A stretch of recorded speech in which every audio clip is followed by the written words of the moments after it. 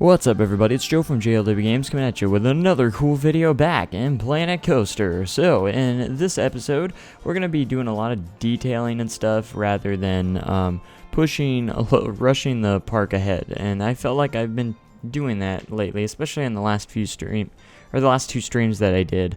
I felt like we're just kind of pushing it a little bit too much. We need to get those details in there before we really move on to some more things. So we got all the main things actually in there. We got all the roller coasters that are going to be in there. Now we just got to really add a lot of detailing. I mean, the main path layout is pretty much complete. There will probably be a little bit more, but there needs to be some more buildings on the main street and stuff like that. So in this video, I add this little building on the main street, and I needed to add more facilities and stuff. As you see, there's like trash everywhere in the park. That's because this was an Alpha 2 park and there wasn't any janitors, and now there are janitors, and now there's litter bins and stuff like that. So now we can implement that into the park.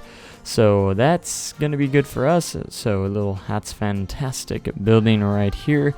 And for the one, I have a lot of people asking me for like, how do you build buildings or stations and stuff like that. Really, you know, I'm not an expert at it, but really the main thing is do something besides a square or a rectangle and just add some more shape to the building. That will always make it look a little bit better, even if it's just a little bit. You know, it doesn't have to be like ridiculous. You know, just add some parts that are, just make it not square in a way. It makes the building more interesting to look at and stuff like that. So and I still make them rectangular in my stations. It's not as bad for stations, but if you can make it a little bit less, you know, rectangular or square, you can make the building will look a lot more interesting, in my opinion. So the kiddie coaster needed a little bit of a station, and so we go there, and I'm liking that there's a lot more textures and that we can recolor a lot of the textures and stuff like that. It's very nice to have for this purpose anyways. So, and using the duplicate tool can really save you time sometimes in a lot of situations. So this station is nothing special. It's a very simple station because it is a kiddie coaster, so there's not going to be much to it. So that will be that. And I don't know how much further we are, or how close we are to finishing this park. I know it's probably not too much more. We just mainly got to add details to all the sections of the park. After we get those little details, it will pretty much be completed. You might add some more flat rides here and there, which I do add a couple flat rides in this episode as well. But anyways, you can see our little coaster station coming together. I really like this roofing that they added, and especially that you can recolor it. That makes it even that much better. You know, just being able to recolor stuff adds a lot more customization to your parks and stuff like that. It makes your buildings look a lot more unique, and will help in the end. So this park's gonna be kind of awkward because it was in between Alpha 2 and Alpha 3. So there's gonna be like a lot of Alpha 2 buildings out of nowhere, and then you're gonna here and there find some Alpha 3 stuff. So I'm gonna try and make it look as least amount as noticeable as possible, as much as I can, by adding some Alpha 3 throughout some places of the park that already exist. It might help make it look a little bit better once it's all finished. So that will make it look a lot better.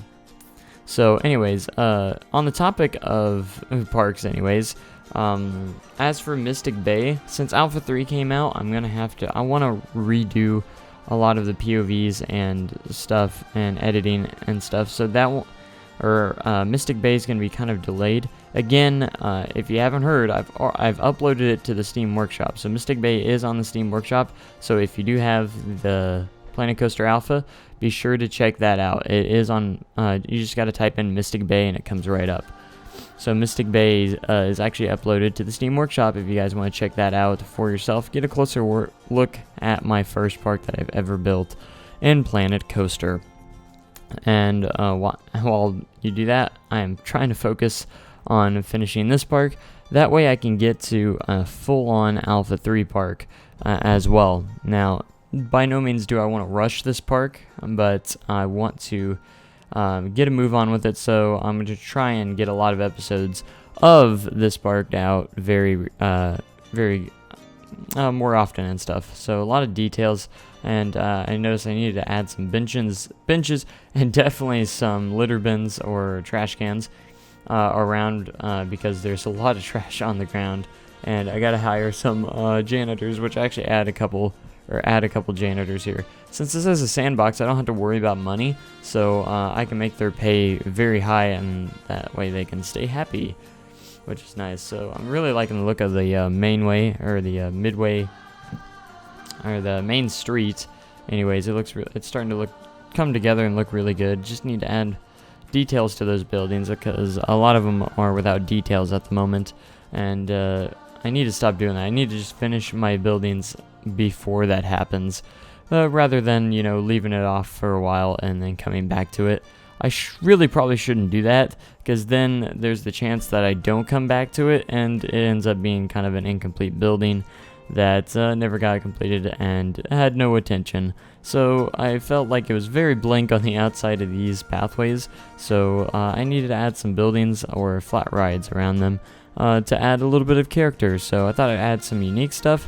And if you ever want to make your buildings more unique looking, make sure you have some slanted connected with some that are straight, something like that kind of wraps around the pathway. It makes it look really cool, I think. I really like that feeling. So this building, interesting enough, is probably going to be the most ugly building of the park, because I went with this ugly color, and then on top of that I put a cosmic cow stand in there, which has a completely different color scheme and makes it look very awkward and kind of weird. I don't really understand why I did this, but I did, and it was kind of awkward to say the least. But it will be that one ugly building in the park, and everyone can just deal with it because it's going to look ugly. And because it's so ugly, it will catch the eye of people, like, wow, look at that ugly yellow building, I wonder what it is. It's a cosmic cow with even colors that don't match this at all. I should have made it like pink, blue, and white or something on the tiles and stuff. It would have been really nice, but I didn't actually expect to put a cosmic cow there. I probably should have put something else. Even a chief beef would have even done better. So I need to actually make an information booth as well, to be honest, and I'll put that somewhere in the park, because now we have information booths, and we also have some ATMs. I might make some ATMs around the park as well, so guests can always have cash available to them so they can spend more money on my park, because if they run out of money, you gotta make sure they can access more money from their bank and stuff, so we can still make more money here on park. That is an evil idea, isn't it? So we gotta have a lot of gift shops and food restaurants and stuff like that to keep us going. But anyways, this building right here is going to be kind of like a gift shop that isn't actually accessible. Kind of a old style gift shop.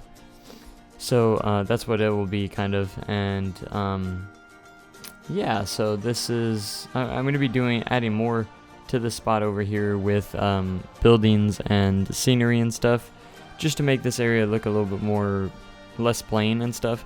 Again, there's a lot of detailing to do in this park, and that's mainly the main thing we still have to get done, is a lot more detailing.